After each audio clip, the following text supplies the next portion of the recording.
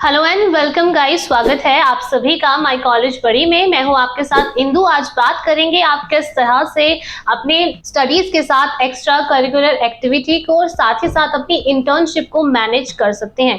क्या है वो टिप्स जिससे आप अपने दोनों चीजों में बैलेंस कर सकते हैं, क्योंकि बहुत सारे स्टूडेंट्स की ये क्वेरी होती है। बहुत सारे स्टूडेंट्स डिस्टर्ब रहते हैं कि वो अपनी कॉलेज लाइफ को अपनी स्टडी लाइफ के साथ साथ अपनी एक्स्ट्रा करिकुलर एक्टिविटी को और अगर वो इंटर्नशिप भी करना चाहते हैं तो उनको बैलेंस कैसे करें। जी हाँ, पूरे दिन कॉलेज में पढ़ाई करने के बाद जो टाइम बचता है उसको इंटर्नशिप के लिए यूटिलाइज करना सही है या सही नहीं है, या किस टाइम पर उन्हें इंटर्नशिप को यूटिलाइज करना चाहिए या फिर ज्वाइन करना चाहिए। सो जितने भी स्टूडेंट्स की ये बैलेंसिंग प्रॉब्लम आती है कि वो अपनी कॉलेज लाइफ के साथ स्टडीज को बैलेंस नहीं कर पाते, जिनकी लाइफ इम्बैलेंस चल रही है, सो आई होप ये वीडियो उनके लिए ही होने वाली है। अगर आप भी उनमें से हैं तो आप वीडियो को एंड तक जरूर देखिए। आई होप आपको कुछ ना कुछ यहाँ पर अच्छे टिप्स मिलेंगे जिससे आप दोनों के बीच में बैलेंस बना पाएंगे। सो सबसे पहले आप अपने माइंड में ये डिसाइड कीजिए कि how badly you want it. जो भी आपका गोल है, जो भी आपके टारगेट्स हैं, जो भी आपके लक्ष्य हैं, आप उन्हें कितनी शिद्दत से चाहते हैं।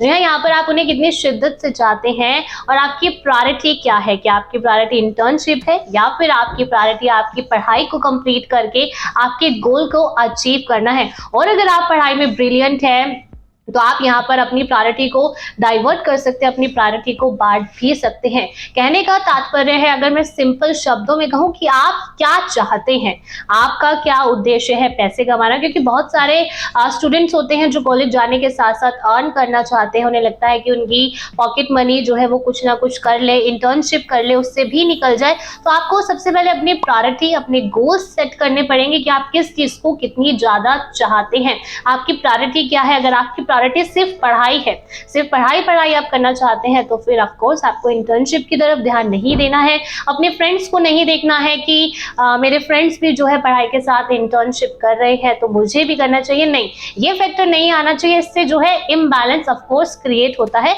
सो बैलेंस रखने के लिए आप अपनी प्रायोरिटी अपने हिसाब से डिसाइड कीजिए, क्योंकि किसी और की प्रायोरिटी, किसी और के लाइफ शेड्यूल को आप फॉलो ना करें। सेकेंड, अगर आप इंटर्नशिप कर रहे हैं तो नेचर ऑफ वर्क क्या है।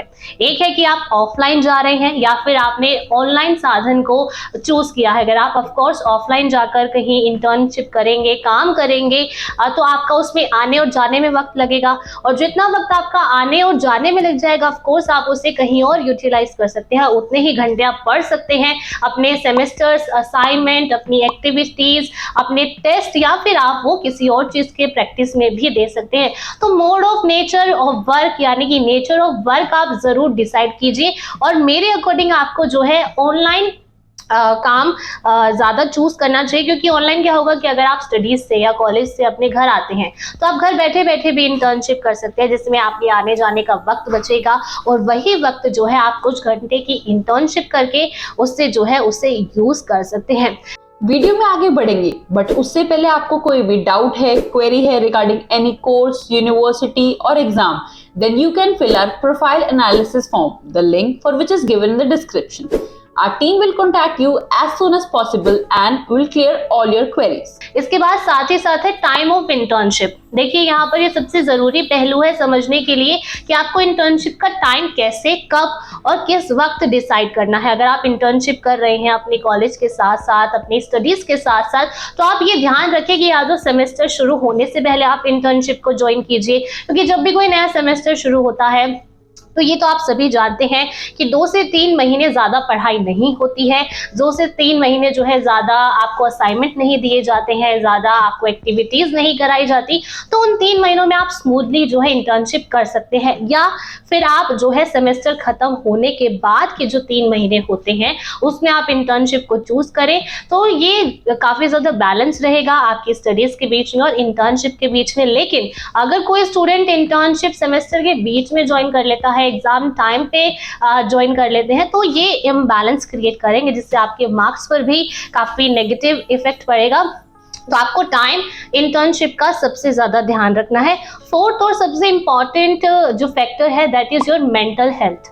जी हाँ, जैसे आपकी फिजिकल हेल्थ काफी ज्यादा इंपॉर्टेंट रोल प्ले करती है, जहाँ भी आप काम करते हैं, जो भी आप करना चाहते हैं, तो हमारी फिजिकल हेल्थ तो इंपॉर्टेंट होती है, लेकिन हमारी मेंटल हेल्थ उससे भी ज्यादा इंपॉर्टेंट होती है, क्योंकि ऑफकोर्स हम ह्यूमन बींग्स हैं, हम काम करते हैं, तो हमारे दिमाग का इस्तेमाल सबसे ज्यादा होता है। तो आपको अपने मानसिक तौर पर भी अपने आप को स्ट्रॉन्ग रखना है और आपको अपने माइंड में अपने गोल्स को सेट रखना है। अगर आप मान लीजिए कि एग्जांपल यहाँ पर मैं दूं, आप कहीं इंटर्न कर रहे हैं, तो ऑफ कोर्स वहां पर आपको शुरुआत के दिनों में प्रेशराइज किया जा सकता है, वर्कलोड ज्यादा हो सकता है, लेकिन उसी वर्कलोड के जरिए आपको अपनी स्टडी पे इफेक्ट नहीं आने देना है। अगर ऐसी सिचुएशन आ रही है तो आप उस टाइम पे अपनी प्रायोरिटी को डिसाइड कीजिए कि आपको इधर स्टडीज करनी है या फिर आपको अपनी इंटर्नशिप कंटिन्यू रखनी है, या फिर इसके लिए आपको अपना स्ट्रॉन्ग माइंडसेट, डेडिकेशन बनानी पड़ेगी। सो ये थे कुछ बेसिक पॉइंट जिससे आप अपनी स्टडीज के बीच में और यहाँ पर एक्स्ट्रा एक्टिविटीज के बीच में बैलेंस बना सकते हैं।